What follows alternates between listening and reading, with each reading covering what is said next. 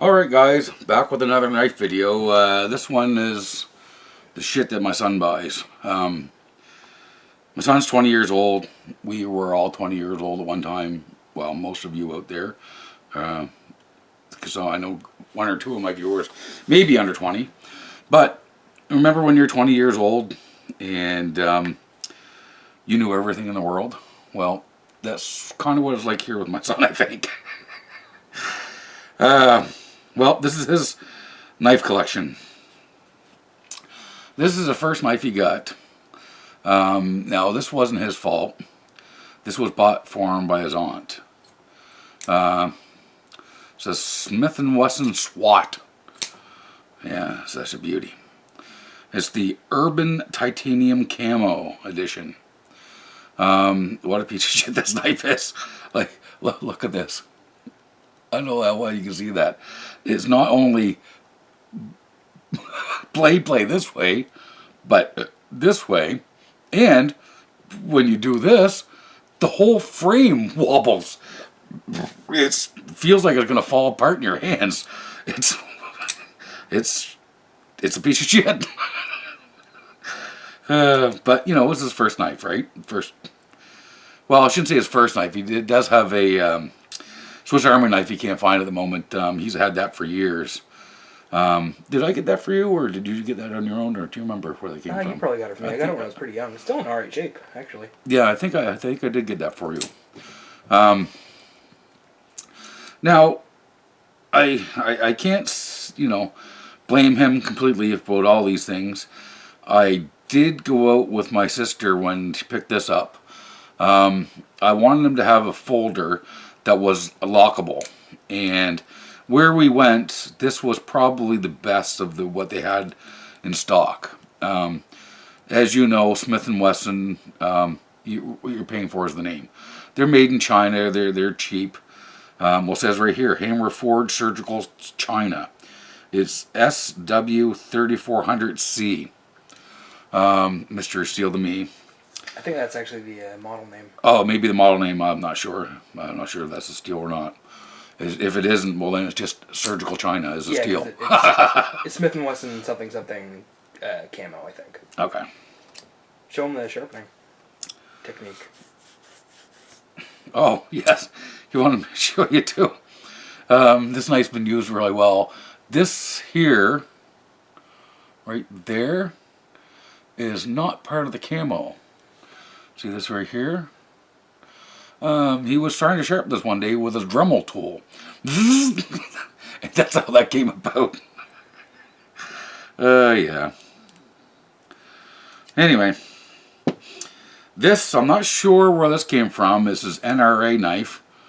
Another stellar knife. It is a frame lock though, or liner lock actually. It locks up really well. Another just says China.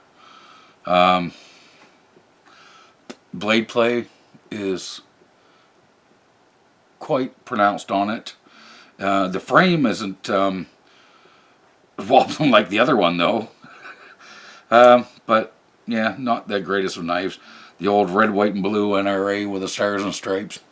Yeah! Apache ammunition. There, praise the Lord, and Apache ammunition. Now, for whatever reason, I've tried to tell him that, you know, Smith & Wesson, you're paying for the name, but he goes out. You told me that after I got that knife. And buys another Smith & Wesson. You shut your mouth. We'll get to that in a bit. Yeah. Another one, it's the blade play is a bit, not as bad as the other ones. That could be straightened up, but I'm looking at this right now, and it looks like it's stripped. That nut, now that I look at it, and it's a T6. Who would put a T6 other than Smith & Wesson in your blade? It's right here on your blade. That should be a T8. Oh my God, people. The model number on this is an SW423B. This is Smith & Wesson Oasis. This is supposedly the diver steel, whatever the hell that means. It's a bitch to sharpen too. I tried to sharpen this one myself. I can get an edge on it, but it takes a lot of work. How does it keep the edge? How well? Better than the other two. Yeah, Not the best. better than the other. I don't know if you can hear him that well off camera, but he's better But than the other two. I did use that for quite a while. Yeah.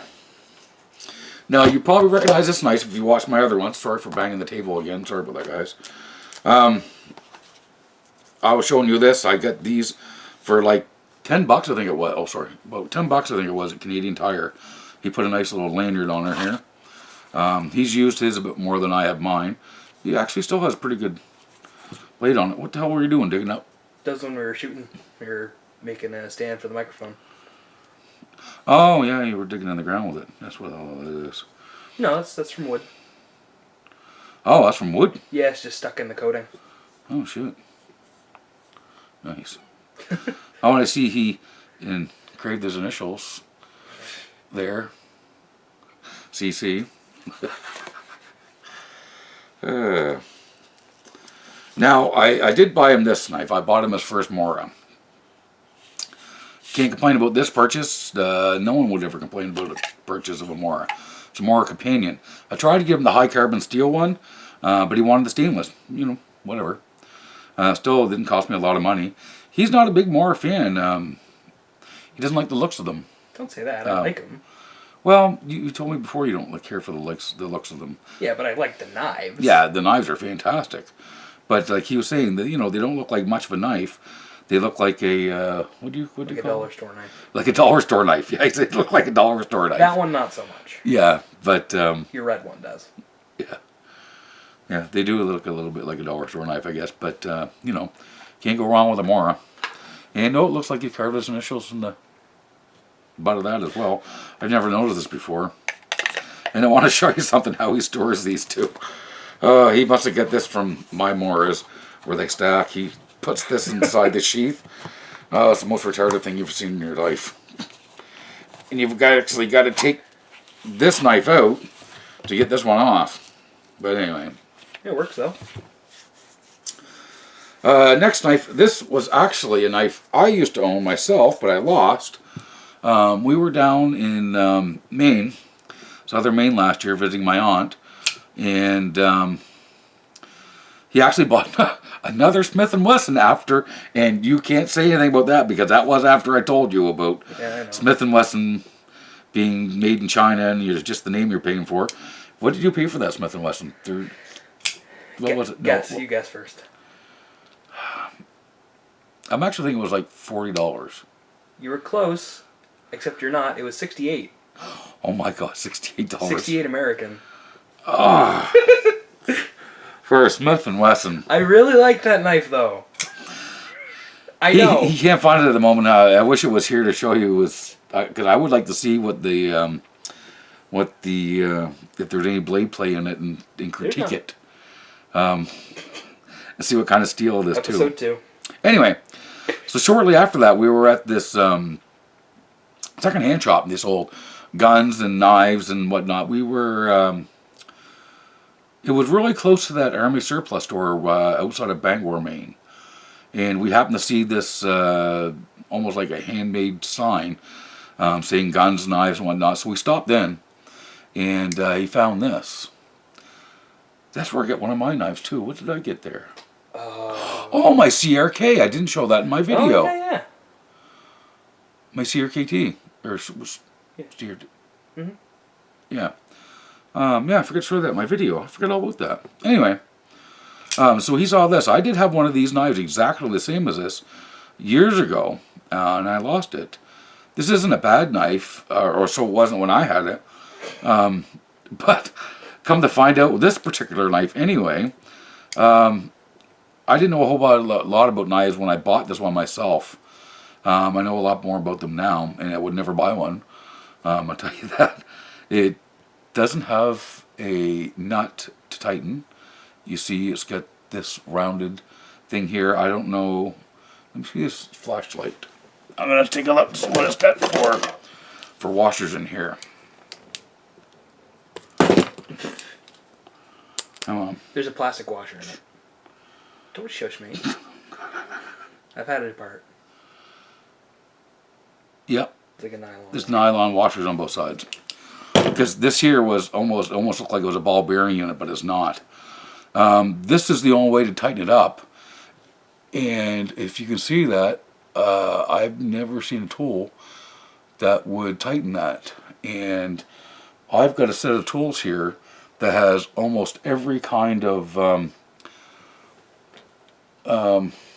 yeah, I'll bring that out here, I'll show them. Oh, yeah. Right. That red, the red, Oh, yeah. big red one. Here you go. That has almost every kind of fastener you can think of in it. It's got all the Torxes, the ones with the hollow ones as well as the solids, or Torxes here. It's got all the Allen keys as well, or hex keys, whatever you want to call them. The solid ones and the hollow ones as well. It even has these guys. Can you see that? Isn't that a strange bit? It's like a bow tie bit or something. I'm not sure what they're actually called. And it's got these, they're not quite Phillips. They've got a bit of a chamfer to them. An angle. See if I can get you to see that. It's got those in it. I've got these guys to tighten up ones that just have the two ends. I don't know if this is wide enough to get on either side of that. No. Oh shit, no. No. Of course, all your regular Robertson, Phillips, all that. Even has these diamond type ones with this like a Phillips, but it's got the extra one too. I've got those, but I've got nothing to fit that goddamn thing. The only thing you can do with it is get a nice fine pair of needle nose pliers and turn that around. And this actually quite often, he tells me, has to be tightened up. It loosens up quite often. So, yeah, without the two missing knives that he already has as well, this is the ship that my son buys.